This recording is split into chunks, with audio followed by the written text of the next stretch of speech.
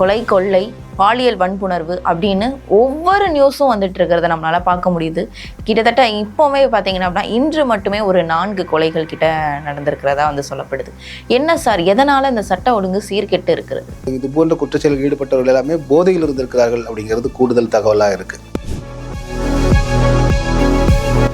கோயம்புத்தூர் அந்த பெண் பாலியல் துன்புறுத்தலில் கூட பார்த்தீங்கன்னா 3 பேரும் மது அருந்திட்டு தான் இருந்திருக்காங்க அந்த நேரத்தில். இது எதிர்க்கட்சித் தலைவர் எடப்பாடி பழனிசாமி அவர்கள் கடுமையாக சுட்டி காட்டியிருக்காரு. இது என்ன பெருமையாதுன்னு கேட்கிறார் அவர். அப்போ பெண்ணினுடைய விருப்பம் இல்லாமல் நீங்கள் அந்த பெண்ணை தொடர்ந்து அப்படிங்கிறது சுயமரியாதைக்கு இழுக்கு தர. கிட்டத்தட்ட 6999 பெண்கள் இதுவரையில் பெண் குழந்தைகள், பெண்கள் இல்லை, 6999 பெண் குழந்தைகள், அதாவது 7000ல் 1 குறைச்சல். நீங்க பீகாரை ஒப்பிடும்போது நம்ம குறைவு தான் பார், ₹1 குறைச்சல் பார். இப்போ அதே போல தான் இவங்க என்ன சொல்றாங்கன்னா, அங்கே 7001 ஒரு பெண் குழந்தைகள் பாதிக்கப்பட்டிருக்காங்க, இங்கே 6999 தான் பார், 2 குறைச்சல்ங்கிற மாதிரி தான் இப்போ திமுக உடன்பிறப்புகள் பேசிட்டு இருக்காங்க. அப்போ இன்னைக்கு பார்த்தீங்கன்னா, இன்னைக்கு காவல்துறை ஆணையர் என்ன சொல்றாங்க, 4500 ரவுடிகள் சென்னையில் இருக்காங்கன்றாங்க. செல்வி ஜெயலலிதா அவர்கள் ஆட்சியில் எந்த ஒரு அதிமுக காரரும் போய் எந்த போலீஸ் ஸ்டேஷன்லயோ கமிஷனர்ட்டையோ நீங்க போய் இன்ஃப்ளூயன்ஸ் பண்ண முடியாது. இப்போ என்னன்னா, காவல்துறை மீது மக்களுக்கு தான் அச்சமா இருக்குது. எங்காவது போய் நம்ம புகார் கொடுத்து அடிச்சு போட்டா என்ன செய்யறது? இதற்கு முன்பு 10ஆம் வகுப்பு மாணவிய பாலியல் வன்புணர்வு செய்தது காவலர்கள் தான். அதான் அமைச்சர்கள் வராங்க, அமைச்சருக்கு முன்னாடி அங்க வேலை பணியாளர்கள் இருக்காங்க, அவங்க பெனாயில சைடில் அடிச்சுட்டே போறாங்க. ஏன் இந்த நிலை? இந்த மாதிரி தொடர்ந்து ஒவ்வொரு துறையிலையுமே இந்த மாதிரியான விஷயங்கள் நடக்குதே சார். இதெல்லாம் மேலிடத்திற்கு போகாதா? அதாவது முதல்வர் அவர்களுடைய காதுகளுக்கு போகாதா? அமைச்சர் போகும்போது ஆப்போசிட்ல எந்த நோயாளிகளையும் நோயாளிகள் கூட இருக்கிறவர்களும் வரதற்கு அனுமதி இல்லை. ஏன்னா ஏதாவது இங்கே கம்ப்ளைண்ட்னு சொல்லி போய் சொல்லிடுவாங்களோ அப்படின்னா அவர்களையும் தடுக்கிறதுக்கு அங்க ஒரு ஆள் நிற்கிறாங்க. அப்புறம் மருத்துவமனைன்னா எதுக்கு?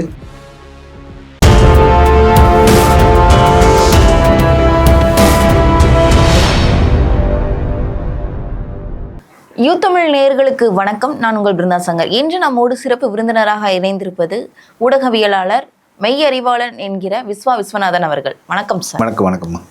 இப்போ சட்ட ஒழுங்கு சீர்கேடு அப்படின்றத தினந்தோறும் ஒவ்வொரு நியூஸ்கள்லையும் நம்ம பார்த்துட்டு இருக்கோம். காலையில் எழுந்த நியூஸ் சேனல் போட்டாலே கொலை, கொள்ளை, பாலியல் வன்புணர்வு அப்படின்னு ஒவ்வொரு நியூஸும் வந்துட்டு இருக்கிறத நம்மளால பார்க்க முடியுது.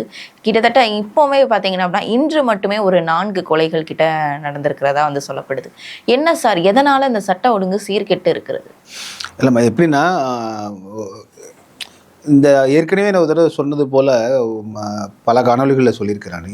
இந்த குற்றச்செயல் ஈடுபடக்கூடியவங்களாம் பார்த்தீங்கன்னா ஏற்கனவே அவர்கள் மீது வழக்கு இருக்குது. யாருமே இந்த ஃப்ரெஷர்ஸ்ன்னு சொல்ல மிக குறைவாக இருக்காங்க. அப்போ ஏதாவது ஒரு வழக்கு, 2 வழக்கு, அதிக வழக்குகள் உடையவங்களாக இருக்காங்க. அவர்கள் துணிச்சலாக செய்கிறாங்க. காவல்துறை மீது அச்சமோ, நம்ம கைது செய்யப்படுவோம் அப்படிங்கிற மாதிரி அச்சமோ இல்லாமல் போயிட்டு வந்தால் போது, பெயிலில் வந்துடலாங்கிற மாதிரியான மனநிலைக்கு மாற்றப்பட்டிருக்குன்னு பார்க்குறோம். 2வது, இதற்கு பின்னணியில் எல்லோருமே கிட்டத்தட்ட இது போன்ற குற்றச்செயலில் ஈடுபட்டவர்கள் எல்லாமே போதையில் இருந்திருக்கிறார்கள் அப்படிங்கிறது கூடுதல் தகவலாக இருக்குது.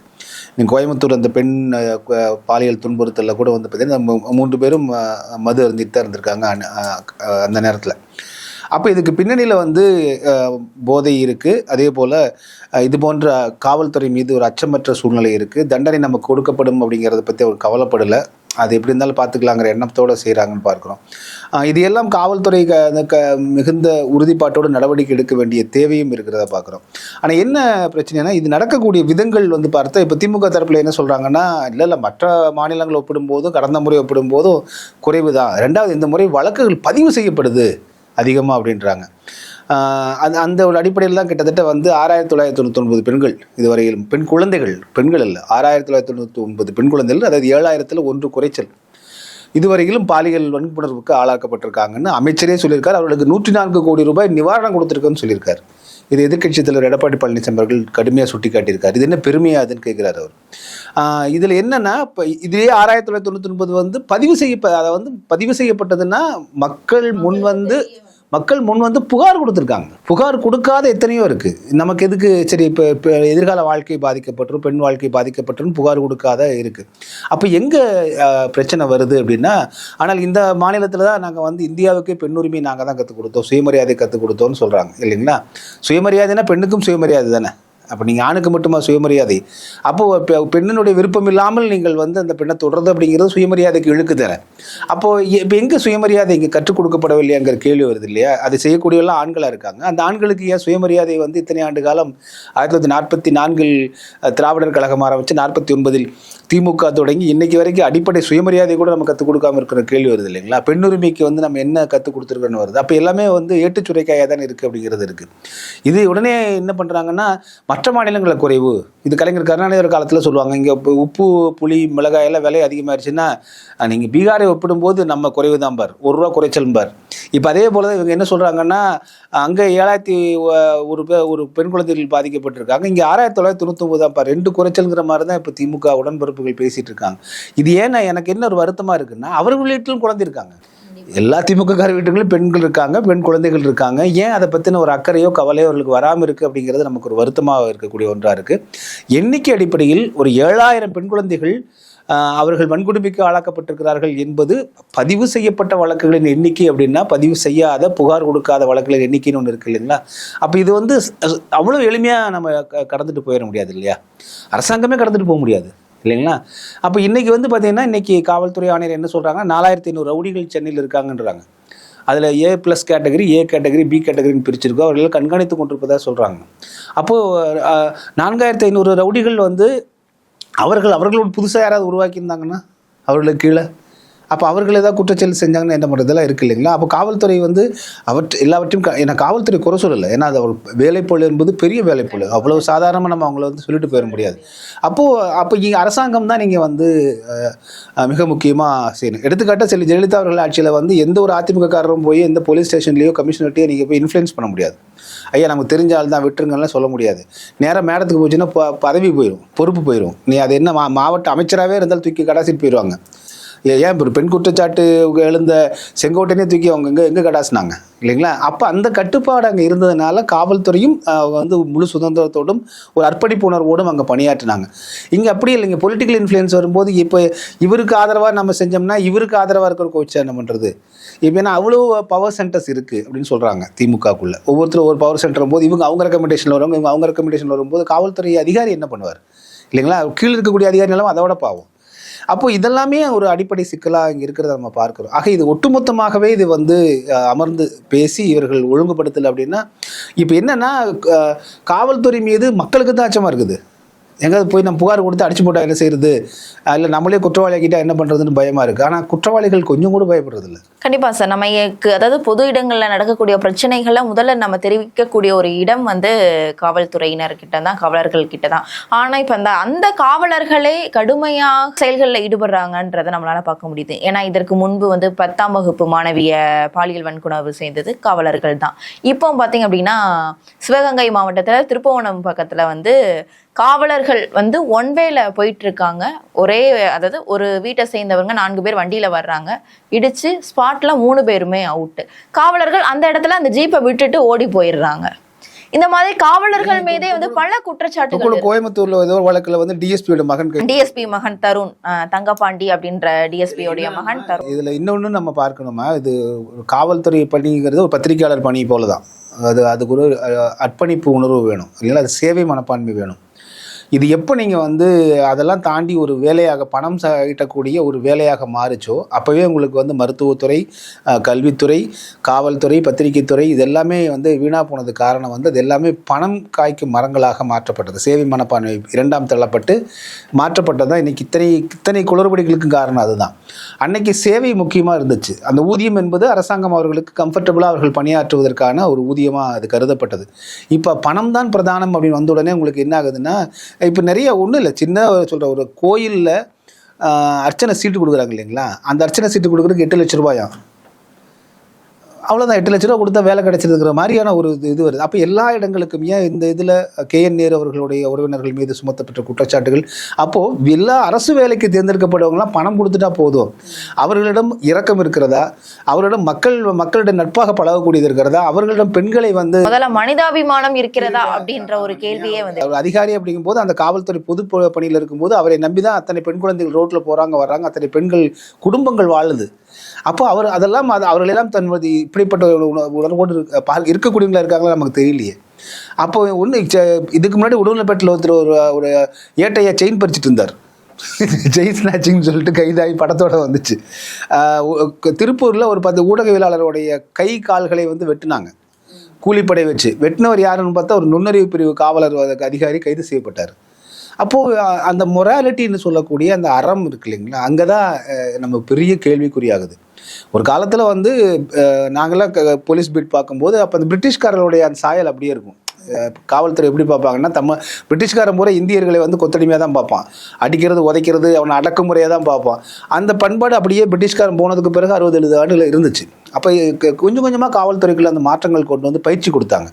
இல்லை நம்ம வந்து இவரெல்லாம் நம்முடைய சிட்டிசன்ஸ், நம்ம வந்து பிரிட்டிஷ்காரன் கிடையாது, நம்மளும் இந்த சிட்டிசன்ஸில் ஒருத்தர் அப்படின்னு சொல்லி பயிற்சியெல்லாம் கொடுத்த அளவுக்கு மாறுச்சு. அதன் பிறகு யாரும் உயரதிகாரிகள் வந்து பயிற்சி கொடுத்த மாதிரி தெரியல.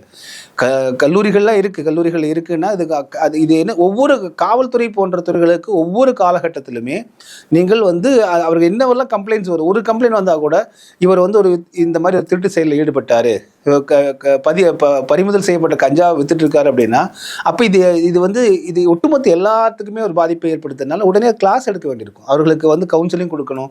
அப்படி காவல்துறை வந்து அதற்கேற்ப காவல்துறை அதிகாரிகளை கொடுத்துட்டு முடியாது, எல்லாருமே பணியில் இருக்காங்க. அப்போ இதற்கான ஒரு என்ஜிஓக்கள் அமைப்புகள் மூலமாகவோ அரசாங்கம் அவர்களுக்கு அந்த மொராலிட்டி கற்றுக் கொடுத்தா தான் நமக்கு வாய்ப்பு இருக்குது. இன்றைக்கி பள்ளிக்கூடங்களே இல்லை, பள்ளிக்கூடங்களே அந்த மாரல் சயின்ஸ் அப்படிங்கிறது இல்லாமல் இருக்குது. நீங்கள் அறத்தை பற்றி இப்போ எல்லா இடங்கள்லையுமே இந்த பிரச்சனை வந்திருக்கு. அப்போ இதுக்கு வந்து கொள்கை வகுப்பாளர்கள் அப்படிங்கிறவங்க, பாலிசி மேக்கர்ஸ் வந்து இது உட்கார்ந்து ஆராயணும். மேடையில் வந்து இப்போ நான் பேசிகிட்டு இருக்கிறது பூரா நீங்கள் வந்து தற்பெருமையை பேசி கொண்டிருக்கிறார்கள் அரசியல் கட்சி தலைவர்கள், அல்லது எதிர்கட்சிகளை வந்து அடக்குமுறை செய்தல், ஊடகவியலாளர்களை அடக்குமுறை செய்தல் இல்லாமல் இதுதான் நடந்துட்டு இருக்கே தவிர, இதுதான் செய்திகளாக வருகின்றனவே தவிர மீதி இவற்றையெல்லாம் இதற்கு தீர்வு என்ன அப்படிங்கிறத பற்றி ஒரு சிந்தனையும் கூட இல்லாம இருக்கு. கண்டிப்பா இது அதாவது இப்போ இந்த கொள்ளை இந்த சம்பவம் தான் நடக்குது, இதுலதான் இந்த மாதிரியான விஷயங்கள் வந்து இந்த மாதிரி நடந்துட்டு இருக்கு அப்படின்னு பாத்தீங்க அப்படின்னா, இப்போ நேற்று வந்து மதுரையில ராஜாஜி மருத்துவமனையில ஒரு ஸ்கேன் இது வந்து கருவி வாங்கியிருக்காங்க. அந்த ஓபன் பண்றதற்காக வந்து அமைச்சர் போயிருக்காங்க. அமைச்சர் போறதற்கு முன்னாடியே வந்து அங்க இருக்கக்கூடிய வேலையாட்கள் வந்து அதான் அமைச்சர்கள் வராங்க, அமைச்சருக்கு முன்னாடி அங்க வேலை பணியாளர்கள் அவங்க வந்து பெனாயில சைடுல அடிச்சுட்டே வந்து போறாங்க. ஏன் இந்த நிலை? இந்த மாதிரி தொடர்ந்து ஒவ்வொரு துறையிலையுமே இந்த மாதிரியான விஷயங்கள் நடக்குதே சார், இதெல்லாம் வந்து மேலிடத்திற்கு போகாதா? அதாவது முதல்வர் அவர்களுடைய காதுகளுக்கு போகாதா? இல்லம்மா, இது எல்லாமே முதல்வர் பார்க்கக்கூடியது இல்லம்மா. அவருக்கு வந்து என்னன்னா, இது போன்ற அந்தந்த அதிகாரிகள் மட்டத்துல சரி பார்த்தாலே சரிங்க சார். அந்தந்த அதிகாரிகள், அந்த கூடயே அதிகாரிகளும் போறாங்க, அதை அதிகாரிகள் பார்த்து கேள்வி கேட்க இல்ல. என்னன்னா இப்ப அதான் சொல்றேன், இந்த ஒட்டுமொத்தமான ஒரு எப்படின்னா, அரசன் எவ்வளியோ மக்கள் அவ்வளியும்பாங்க இல்லைங்களா. அப்போ அரசன் வந்து நம்ம மேலே இருக்கக்கூடியவங்க, அதை வந்து அடுத்தடுத்து நிலையில் இருக்கக்கூடியவங்க, அரசன் என்ன நினைக்கிறாங்கன்னா கடைசியில் இருக்கவங்களும் நிறைவேற்றணும். அப்போ தான் அந்த நிர்வாகம் சரியாக இருக்கும். நீங்கள் படிநிலைகளில் வந்து போகும்போது அரசன் என்ன நினைக்கிறாரோ அதுக்கு 2வது கட்டத்தை தாண்டலன்னு வச்சுக்கோங்களேன், அப்போ அவர்கள் பாட்டில் ஆட ஆரம்பிச்சிடுவாங்கல்ல. அப்போ இது ஒட்டுமொத்தமான இந்த நிர்வாகத்தில் வந்து நம்ம ஒன்று சொன்னால் அது கடைசியில் இருக்கிற வரைக்கும் அந்த அதிகாரி நிறைவேற்றணும் அப்படிங்கிற அந்த கட்டுப்பாட்டை கொண்டு வரணும். அது எல்லாமே முதலமைச்சரை பார்த்துட்டு இருக்க முடியாது. அப்போ முதலமைச்சருக்கு ஏற்ற அடுத்தடுத்த நிலையில் அதிகாரிகளும் நீங்கள் அவங்க அரசியல் அமைச்சர்களும்லாம் இருந்தாங்கன்னா இந்த பிரச்சனையே வராது. அவங்க அப்போ என்னன்னா, அப்போ அவர் அந்த தூய்மை பணியாளர் கூட, அந்த பணியாளர் கூட கட்டுப்படுத்த முடியாத நிலையில தான் அந்த அதிகாரி இருக்காங்கன்னு தெரியுது. அப்போ அங்க அட்மினிஸ்ட்ரேஷன் நிர்வாக குளறுபடிதான். ஏன்னா அமைச்சர் போகும்போது ஆப்போசிட்ல வந்து எந்த நோயாளிகளையும் நோயாளிகள் கூட இருக்கிறவர்களும் வரதற்கு அனுமதி இல்லை. ஏன்னா ஏதாவது இங்க கம்ப்ளைண்ட்னு சொல்லி போய் சொல்லிடுவாங்களோ அப்படின்னு அவர்களையும் தடுக்கிறதுக்கு அங்க ஒரு ஆள் நிற்கிறாங்க. ஆமா, அப்புறம் மருத்துவமனைன்னா எதுக்கு? நோயாளிகளுக்கு தானே மருத்துவமனை. அப்போ அமைச்சருக்கு நோய் வந்துடக்கூடாதுன்னு அவங்களுக்கு மட்டும் ஃபினாயில் அடிச்சா அப்புறம் மற்ற நோயாளிகள்லாம் என்ன செய்வாங்க? இல்லை, இதெல்லாம் நீங்கள் வந்து பார்த்தீங்கன்னா அடிப்படைத்தன்மையே இல்லாத ஒன்றாக இருக்குது. அது அடிப்படைத்தன்மைன்னா எங்களுக்கு அமைச்சர்னா அவர் மக்களுக்கானவர் அவர் இல்லைங்களா. அந்த துறை சார்ந்தவர் அவர். அந்த துறையில் எல்லாத்தையும் வந்து என்ன பிரச்சனைகள் கேட்கணும் நம்ம. ஆனால் இவர் வந்து எல்லாம் மகாராஜாக்கள் போல இவர்கள் கண்ணில் வந்து புத்தருக்கு எப்படி வந்து 18 வயசுக்கு மேலே எந்த ஆணும் பெண்ணும் காட்டப்படவே இல்லை. அது வந்து அவருக்கு வந்து இந்த உலகம் முழுவதும் இளமையாகவே இருக்கும், யாரும் சாகவே மாட்டாங்கிற மாதிரி புத்தருக்கு போய் சொல்லிட்டு இருந்தாங்க. அதனால தான் ஒரு நாள் அவர் வந்து தப்பிச்சு வெளியே ஓடினார். வெளியில் பார்த்தா அவ்வளவு பேர் இறப்பு, அத்தனை வயசாகுது, எல்லாம் வந்து பிணத்தை தூக்கிட்டு போகிறாங்க. இதை பார்த்ததுக்கப்புறம் இதுதான்டா உண்மை, இது வரைக்கும் நான் போலியாக வச்சுருந்தாங்க. இப்போ அப்படி தான் போலியாக வச்சுருக்குன்னு நினைக்கிறாங்களோ தெரியல அவங்கள. இல்லைங்களா? இப்போ நிஜ நிலைமை என்னங்கிறத காமிச்சா தானே அவங்க அமைச்சர்கள் வந்து அதை தீர்வு காணுவாங்க.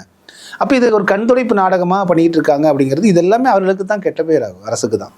கண்டிப்பா இந்த காவலாளிகள் 2 பேரை வந்து கொலை செய்தவங்க வந்து சுட்டு பிடிச்சிருக்காங்க. அதிகபட்சம் அவர்களுடைய தண்டனை சுட்டு பிடிப்பது அப்படின்ற ஒரு நோக்கத்துல தான் வந்து இருக்குது அப்படின்றத ஒவ்வொரு விஷயத்திலையும் நம்ம பார்க்கணும். ஏன்னா இதற்கு முன்னாடி ஒரு சம்பவத்திலையும் பாதிக்கப்பட்டவர்களை சுட்டு தான், கோயம்புத்தூர் பிரச்சனையிலையும் வந்து பாதிக்கப்பட்டவர்களை சுட்டு தான் பிடிச்சாங்க, அதாவது தவறு செய்தவர்களை சுட்டு தான் பிடிச்சாங்க.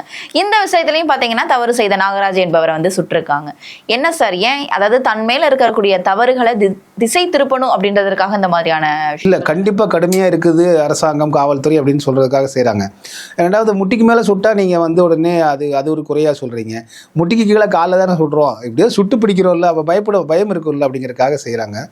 அது தப்பி ஓடும் போது ஒரு வேளை இப்படி இருந்ததுன்னா சுட்டு பிடிப்பது சொல்லலாம். இது மாவு கட்டு போடுறது சுட்டு பிடிக்கிறதுன்னா மக்களே சிரிக்கிறாங்க. என்ன சார் இது அப்படின்னு வழக்கமா ஆயிடுச்சு அப்படிங்கிற மாதிரி இருக்காங்க. போறாங்க, ஒரு அசாதாரண சூழ்நிலையில கைதி தப்பிச்சு ஓடும்போது வந்து அப்போ வந்து வேற வழி இல்லாம சுட்டு பிடிக்கிறது இருக்கு. இது மக்களுக்கே தெரியுதே. இது நீங்க ரொம்ப ஆழமாலாம் போய் புலனாய்வு பண்ண வேண்டிய அவசியமே இல்லை. அப்போது அதுதான் இப்போ எங்கேயோ ஒரு லேக்னஸ் இருக்குது. இந்த லேக்னஸை வந்து கண்டுபிடிக்கிறது அவங்களுக்கு தெரியாமல் இல்லை, தெரியும். ஆனால் இது எந்த இடத்துல யார் சரிப்படுத்துவது, இதை வந்து இதற்கு தீர்வு காண்பது யாருன்னா நிச்சயமாக அரசாங்கமும் அதே போல் காவல்துறை தலைமை அமைச்சர் பெருமக்கள்லாம் அமர்ந்து தான் இதுக்கு வந்து முடிவு கட்டும். இல்லைன்னா அவங்களுக்கு தான் கெட்ட பேர் ஆகும். நம்ம ஒன்றும் அவங்களுக்கு குறை சொல்லலை. இது இப்படியே இது வந்து தேர்தல் வரும் முறையில்னா தேர்தலில் அவங்களுக்கு இதை வந்து பிரதிபலிக்கும் இல்லையா, அதுதான் நம்ம சொல்கிறது. அதான் அது அந்த தேர்தலில் தான் இவர்களுக்கு ஒரு முற்றுப்புள்ளி கிடைக்குமா இந்த சட்ட ஒழுங்கு இருக்குது. இல்லை நீங்கள் அது செய்யலைன்னா இப்போ மக்கள் அந்த கடும் அச்சத்துக்கு ஆளாயிருவாங்க. அதிருப்திக்கு ஆளாகிறத விட அச்சத்துக்கு ஆளாயிருவாங்க. எல்லா பெண் பிள்ளைகள் தன் பெண் பிள்ளை போயிட்டு வீட்டுக்கு சாயந்தரம் வருமா அப்படிங்கிற ஒரு அந்த பரிதவிப்பில் எல்லா பெற்றோர்களுமே இருப்பாங்க.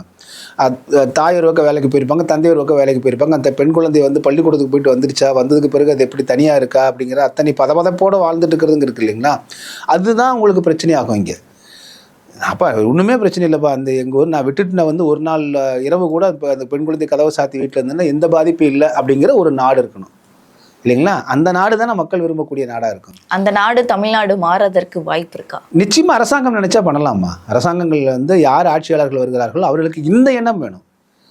இப்போ இதே வந்து செல்வி ஜெயலலிதா ஆட்சி காலத்தில் பார்த்தோமே, இரவில் வந்து சர்வசாதாரணமாக நீங்கள் ஐடி கம்பெனிக்கெலாம் போயிட்டு பெண்கள்லாம் வந்து இளம் பெண்கள்லாம் இருசக்கர வாகனத்தில் போகிறத நம்ம பார்த்துருக்கோமே. நம்ம இன்றைக்கும் போகிறாங்க, இல்லைன்னு சொல்ல முடியாது. இன்றைக்கி பேருந்துகளில் பயணிக்கிறாங்க, ரயிலில் பயணிக்கிறாங்க. அதுக்காக ஒரேடியாக நம்ம குறை சொல்லிட முடியாது. ஆனால் எந்த இடத்துல இது மாதிரி நடக்குது அப்படிங்கிறத அந்த இடத்தை வந்து கண்டிப்பாக இன்னைக்கும் பயணிக்கிறாங்க. ஆனால் இன்னைக்கு இருக்கக்கூடிய பெண்களுக்கு பாதுகாப்பு இல்லை அப்படின்ற ஒரு எடுத்துக்காட்டாக பார்த்தீங்கன்னா அடையாறில் தூய்மை பணியாளர்கள் வந்து தூய்மை பணியை மேற்கொள்ளும் போது 25 இளம் வயது இளைஞர் வந்து அவங்ககிட்ட தப்பா நடந்துக்க முயற்சிருக்காங்க. அவங்க வந்து 50 வயது அம்மா, அவங்க வந்து அடிச்சு அந்த இளைஞரை வந்து அந்த இடத்துல இருந்து இதெல்லாம் வந்து பார்க்கும்போது அதாவது பாதுகாப்பு இருக்குதா அப்படின்றது ஒரு கேள்விக்குறியா தானே இருக்குது. இப்போ நீங்க அந்த இரவுல வந்து பணியாற்றுறாங்க, அவங்கள பார்க்கும்போது நமக்கே இதா இருக்கும். விடிய வந்து பணி செய்யறாங்க. அவங்க எல்லாருமே ஊரே தூங்கிட்டு இருக்கும்போது அவங்க பணி செஞ்சுட்டு இருக்காங்க. ஒரே ஒரு சூப்பர்வைசர் போன்றவங்க தான் இருக்காங்க. அல்லது காவலர்கள் ரோந்துக்கு வரும்போது அவங்களுக்கு பாதுகாப்பு. அப்போ அவர்களுக்கு வந்து இது போற துன்பங்கள் அதான் சொன்னா. அப்ப இங்க அந்த இளைஞர்களோட ஆண்கள்கிட்ட வந்து இன்னைக்கு என்ன மனநிலை இருக்குது, பெண்களை பற்றின இருக்கு இல்லைங்களா. அப்போ என்ன மனநிலையை உருவாக்கி வச்சிருக்கீங்க அவங்களுக்கு கல்விக்கூடங்களிலும் சரி சமூகத்திலும். இப்போ பெண்கள் பற்றி என்ன ஒரு மனநிலை உருவாக்கி வச்சிருக்காங்க. அது கண்டிப்பாக அந்த பையன் ஏதாவது மது போதையில் இருந்திருக்கலாம், இல்லாட்டி வேற ஏதாவது போதையில் இருந்திருக்கலாம். இதுதான் நடந்துட்டு இருக்கிறத நம்ம பார்க்குறோம். நம்ம அப்போ அதுக்கு என்னன்னா, இப்போ தனியாக இருக்கிற ஒரு பெண்ணை வந்து நம்ம சுலபமாக வீழ்த்தி விடலாம் நினைக்கக்கூடிய அந்த எண்ணம் வருது இல்லைங்களா. அப்போ அதுக்கு வந்து அவள் என்ன நினைக்கிறா அப்படின்னா, என்ன நடக்க போகுதுங்கிற மாதிரி எண்ணத்துக்கு வந்துடுறாங்க இல்லையா. இல்லை சட்டம் இருக்குது, அரசாங்கம் இருக்கும், பார்த்துக்கோ அப்படிங்கிற இது இருந்ததுன்னா அவனுக்கு மன உளைச்சல் ஆகும், பயம். கண்டிப்பாக அந்த இடத்துல ரோந்து பணியில் ஈடுபடக்கூடிய காவலர்கள் இருந்தால் அந்த பிரச்சனை அன்னைக்கு நடந்திருக்காது. இல்லை அவங்க ஒரு எல்லா இடத்துக்கும் போகணுமா. நீங்கள் ரோந்து காவலர்கள்னா அவங்க வந்து நீங்கள் ஒவ்வொரு வீதியாக போகணும். இவங்க இந்த வீதியில் சுற்றி வந்துட்டு வரும்போது அந்த வீதியில் நடந்தால் என்ன செய்ய முடியும். அப்போ அதுக்கு சிசிடிவி காட்சிகள் இருக்குது. அதனால் அவங்களுக்கும் பணிகள் வந்து சாதாரண இல்லைம்மா. நீங்கள் 600 பேர்த்துக்கு ஒரு காவலர் தான் இங்கே இருக்காங்க உங்களுக்கு. அப்போ நீங்கள் வந்து எல்லாருமே இரவில் ரோந்து போகிறது அப்படிங்கிறது இல்லை. அப்போ மக்களுடைய ரெஸ்பான்சிபிலிட்டின்னு ஒன்று இருக்குது இல்லைங்களா. அவங்கவுங்க அதுதான் நம்ம சொல்கிறோம். நம்ம ஒரு சமூகத்தில் இருக்கக்கூடிய அது காவலர் தான் வந்து காப்பாற்றணும்னு அவசியம் இல்லை. ஆனால் என்ன பிரச்சனைனா, இன்றைக்கி வந்து யாரை தடுக்க போனால் தன்னை அடித்தா என்ன பண்ணுறோங்கிறது அந்த அச்சம் இருக்குது இல்லைங்களா. இதுதான் இங்கே இருக்கக்கூடிய பிரச்சனையாக இருக்குது. சரிங்க சார், இந்த பிரச்சனைகளுக்கெல்லாம் முற்றுப்புள்ளி எப்பதான் கிடைக்கும் நினைக்கிறீங்க? ஏன்னா காவலர்கள் வந்து நீங்க சொன்ன மாதிரி 600 பேருக்கு ஒரு நபர் அப்படின்ற வீதம், எல்லாரும் வந்து ரோந்து பணியில ஈடுபட முடியாது. இந்த மாதிரி தூய்மை பணியாளர்களுக்கோ இல்ல ஐடில இருந்து நைட் ஷிஃப்ட் முடிச்சுட்டு வரவர்களுக்கோ என்ன பாதுகாப்பு? ஏன்னா போதை அப்படின்ற ஒரு ஆதிக்கம் நம்ம தமிழ்நாட்டுல தலைவிரித்தாடுது அப்படின்றது நம்மளால அறிந்த ஒரு உண்மை. இதை எப்படி தடுக்கிறது? அதற்குண்டான முயற்சிகளை வந்து அரசாங்கம் எடுக்கணும் தானே, ஏன் எடுக்க தவறுது? நிச்சயமா எடுக்கணும். இப்போ எப்படின்னு வந்து பார்த்தீங்கன்னா, சிங்கப்பூர் சிறிய நாடு. அங்கே நீங்கள் உங்களுக்கு வந்து அங்கே இரவில் வந்து காவல்துறை ரோந்தெல்லாம் இருக்காது. ஆனால் இரவில் எத்தனை மணிக்கு வேணாலும் பெண்கள் போகலாம், நடக்கலாம், வரலாம்.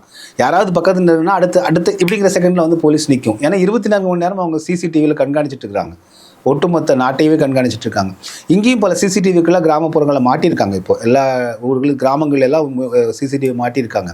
ஆனால் அதையெல்லாம் தாண்டி வந்து பார்த்திங்கன்னா, இந்த நிகழ்வுகள் வந்து கோயம்புத்தூரில் ஏர்போர்ட்டுக்கு பின்னாடி, மெயின் ரோடு ஏர்போர்ட்டுங்கிறது 24 மணி நேரம் அவினாசி ரோட்டில் உங்களுக்கு டிராஃபிக் இருக்கும். அது ஒரு ரோட்டுக்கு பின்னாடி தான் அந்த குற்றச்செயல் நடந்திருக்கு.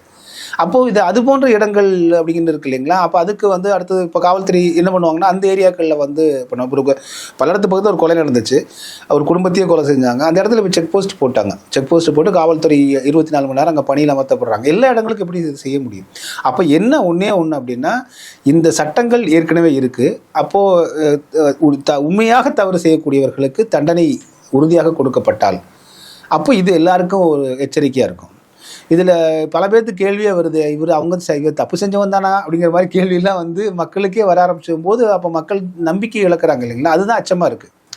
அப்போ ஒரிஜினல் குற்றவாளி எங்கேயோ வெளியில் இருப்பானோ அப்படிங்கிற மாதிரி வந்துச்சுன்னா அப்போ எப்படி நிம்மதியாக இருக்க முடியும்? அப்போ இதையெல்லாம் இந்த அச்சத்தை போக்க வேண்டிய பெரும் கடமை நிச்சயமாக முடியும். தமிழ்நாடு அரசும் தமிழ்நாடு காவல்துறையும் நினைச்சால் நிச்சயமாக முடியும். அந்த வில் வேணும், அதுதான் இப்போ தேவை. கண்டிப்பாக தமிழ்நாட்டில் இருக்கக்கூடிய சட்ட ஒழுங்கு சீர்கேடு குறித்து பல்வேறு விவரங்கள் எங்களோட பகிர்ந்தமைக்கு நன்றி, வணக்கம்.